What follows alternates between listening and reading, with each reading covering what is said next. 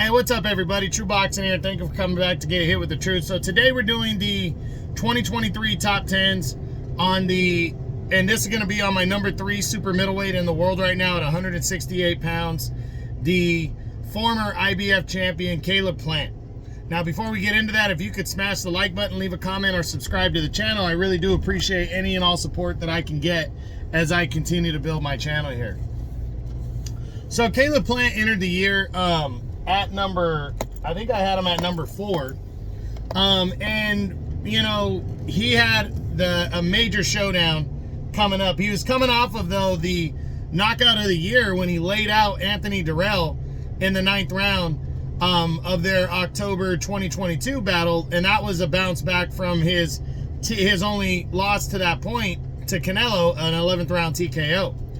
And this year in 2023, he went for it again. He went for the big dog, David Benavidez, for the WBC interim super middleweight title. And, you know, he was competitive the first half of the fight, but Benavidez's size and just his style and the way he just, his youth, the way he is just able to expose an opponent by just using his size and his aggressiveness and stuff, and his overall skill set just broke down Caleb Plant in the second half of the fight. And Caleb Plant he pretty much got shut out the entire second half of the fight. And David Benavidez, but Plant showed the heart of a warrior and went the full distance. Give me 1 second. And David Benavidez would win the fight by unanimous decision, hand Caleb Plant the second defeat of his career. So, you know, Plant stayed out the remainder of the year, but he did have a big moment with Jermall Charlo in the back of a stadium at a fight, and when he slapped Charlo in the face, and really, you know, that made a lot of news. But heading into 2024 now, you know, Plant, yes, I had him move up one spot, but it was pretty much because I felt like he was more competitive against Benavidez than Ryder was against Canelo. So, and because of what he's done, you know, and everything, and being a former world champion, I feel like he's deserving of that number 3 spot, you know, this year. But it's definitely top 2 guys and then a cutoff to Plant, because the only 2 guys he's lost to are the number 1 and number 2 fighters at 168. But Plant, in my opinion, at 31 years old, is still a very game and competitive fighter. And I'm really looking forward to seeing what he decides to do in 2024. You know, he's 22-2 with 13 knockouts. He's a WBC's number 4 contender. He's the IBF's number 5 contender. You know, I absolutely don't believe he's going to get a title shot unless he goes after WBA regular champion David Morrell. And I really think that would be his toughest challenge. But I think Plant can pretty much get a lot of these guys that haven't really made a name for themselves yet.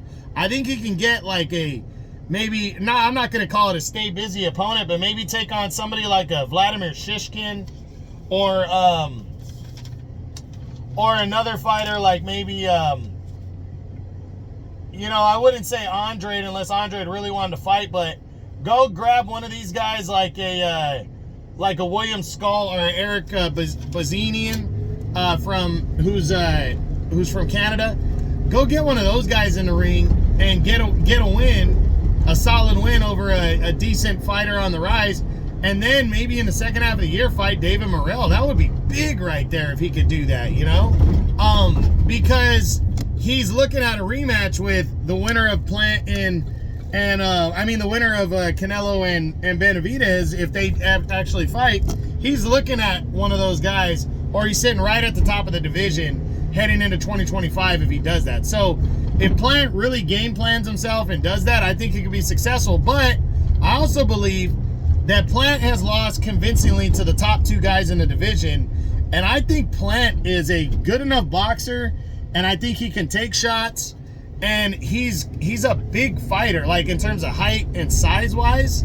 I think he can make it at 175 and go make a dent up there and start boxing at 175. I think that would make sense too. So I really think, though, because he wants those bigger fights, I think Plant's going to remain at 168. But I I wouldn't rule it out completely that he moves to 175 to start making some noise up there. So we'll see what happens. But I definitely believe Caleb Plant finishes in the top 10 at 168 by the end of the year. And I think he has a solid chance of getting into top 5 as long as he takes on a top 10-ish type opponent.